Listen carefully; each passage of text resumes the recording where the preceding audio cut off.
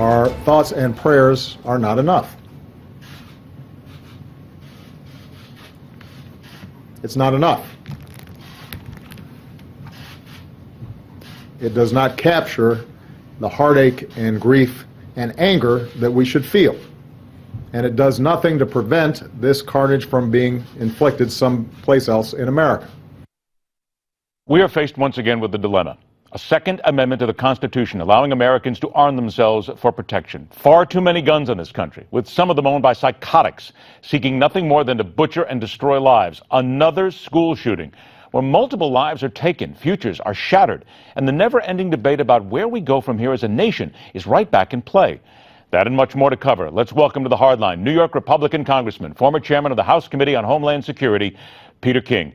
Congressman, I want to thank you so much for joining us. We are once again at a crossroads here in America. Every time a school shooting happens, every time multiple people die, we seem to be caught. We're in this quagmire, quicksand. Is it about mental health? Is it about guns?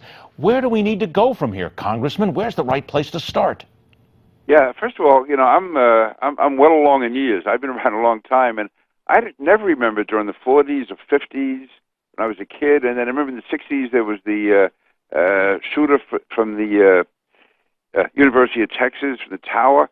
That was the only incident I recall of this in all those years, this mass shootings. It seems to be happening more and more, and it seems to be occurring in schools and being carried out by people with mental problems. Now, I am one of the Republicans. I do believe that there should be background checks and that if people have a history of mental illness, they should not be getting guns.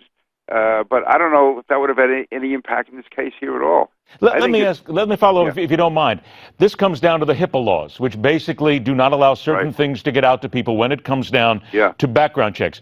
Do we need to just say, look, the HIPAA laws must be changed. We have to be able to dig into people's past if they are looking for weapons that could kill someone? It depends on how far we go. I think if it involves violence, but again, it is tough with HIPAA. That's why I wish we would have the debate. I think you have people on the gun control side who, many of them are anti-gun, and they are very proud to stake out their position. Then you have others who are totally pro-Second Amendment, and they feel there should be no concessions made at all. I wish we could have an intelligent debate and dialogue on it, because obviously, certainly if a person has a public record of any type of mental illness, that should be made known. But exactly how it's done, again, this is the type of debate that we need, because you don't want to be. Listen, we encourage people if they feel they have an emotional or mental problem to go to get counseling, to get psychological care. And 10 years from now or 5 years from now, should they be deprived, from buying a weapon just because that's there? No, I don't think they should. But on the other hand, if a person really is psychotic, if a person really does have any type of serious mental illness, then that should be available. Couple of minutes that we have left here, and because you're involved in Homeland Security, I need to ask you about what is happening currently in Syria. Look, Vladimir Putin is not a stupid man, yet he is now going nose to nose with America. Congressman, he can't be stupid enough to want to pick a fight with the United States over Syria, can he? No, because he knows that the United States, unfortunately, he believes that President Obama is not going to fight back. And that. But is he right? Is he right? Is that just it? The president, in your opinion, will not fight back, end of day? He will not fight back unless it's a glaring attack. I think what you're going to see is it's going to be incremental moves by Putin, and President Obama is going to say, do you really want to go to war over this? And we're going to threaten more sanctions. Just like in Ukraine. It was not a full-scale invasion of Ukraine, but they take piece by piece, region by region. And that, I think, is what we're going to see in Syria. They're expanding. First, they were supposed to be in there just trying to get weapons to be given up. Now, of course, we have the airports, we have the land forces, we have the jets. The jets were supposed to be, or the bombers were supposed to be used to attack ISIS. Well, no, they're attacking the rebels that we're supporting.